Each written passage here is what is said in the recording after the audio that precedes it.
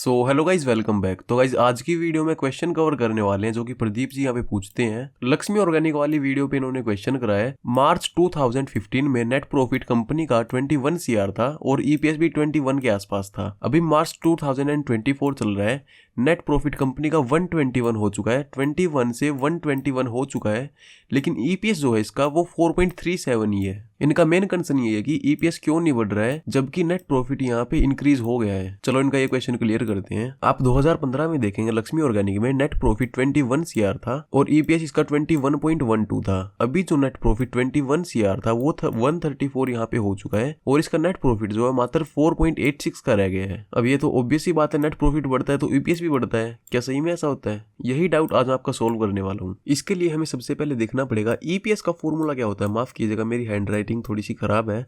EPS का formula होता है नेट प्रॉफिट, डिविडेंड के पहले का है ये, जो मतलब डिविडेंड पे करती है कंपनी, उसके पहले जो भी नेट प्रॉफिट होता है कंपनी का वो divide by number of total outstanding shares. Net profit हमारे पास है उस टाइम का, लेकिन आउटस्टैंडिंग शेयर जो होते हैं वो कंपनीज के डॉक्यूमेंट में ही होते हैं। कंपनी जब डॉक्यूमेंट रिलीज करती है उसमें होता है total number of outstanding shares. तो कंपनी अभी मार्च 2021 के आसपास लिस्ट हुई थी स्टॉक मार्केट में, तो उसके पहले का डाटा हमारे पास नहीं है। आउटस्टैंडिंग शेयर उस टाइम पे कितने थे, 15 के आसपास, हमारे पास वो डाटा नहीं है। लेकिन इसको हम थोड़ी सी बेसिक कैलकुलेशन से निकाल सकते हैं। अगर हमें आउटस्टैंडिंग शेयर्स निकालने हैं, मैथ से इसको निकालते हैं। आउटस्टैंडिंग शेयर्स हो जाएंगे आपके is equal to net profit as it is रहेगा, नेट प्रॉफिट, और जो ईपीएस था मतलब ओएस यहाँ चला जाएगा, आउटस्टैंडिंग शेयर्स, और जो ईपीएस था वो नीचे आ जाएगा, ईपीएस। ये बेसिक सी मैथ की कैलकुलेशन है। तो आउटस्टैंडिंग शेयर हो जाएगा net profit divide by EPS. हमारे पास उस टाइम का नेट प्रॉफिट है, उस टाइम का ईपीएस भी है, आज के टाइम के भी दोनों चीजें। तो हमारा मेन क्वेश्चन है 21.12 का ईपीएस, जो कि अभी कितना है एक बार देख लेते हैं, 4.86। अगर इसको कैलकुलेट करते हैं, नेट प्रॉफिट उस टाइम पे था 21 का और अभी नेट प्रॉफिट है 134 का। तो ईपीएस का फॉर्मूला क्या है, नेट प्रॉफिट हमने लिख लिया है दोनों का, 2015 का और अभी का, और आउटस्टैंडिंग शेयर्स कितने थे वो हमें मालूम नहीं है, तो यहाँ पे लिख देता हूँ मैं एक्स। आउटस्टैंडिंग शेयर्स नहीं थे। अभी मेरे को एक बात बताइए, जब पहले कंपनी का ईपीएस 21.12 था, अभी वो 4.86 का है, इस फॉर्मूले के अकॉर्डिंग ये यहाँ पे कम क्यों हुआ है? तो ये तो ऑब्वियस सी बात है, बेसिक सी बात है, एक्स की वैल्यू बड़ी होगी, यानी कि नंबर ऑफ आउटस्टैंडिंग शेयर्स बढ़े हैं, तभी इसका ईपीएस जो है वो डाउन हुआ है। हाँ, माना कि 21 से 134 का नेट प्रॉफिट हो चुका है, लेकिन उसके साथ साथ यहाँ पे नंबर ऑफ आउटस्टैंडिंग शेयर्स भी इसके बढ़े हैं। अगर हमें आउटस्टैंडिंग शेयर्स निकालने हैं तो net profit divide by EPS हो जाएगा। निकाल के देखते हैं एक बार। नेट प्रॉफिट 21 था उस टाइम, ईपीएस था इसका 21.12 2015 में,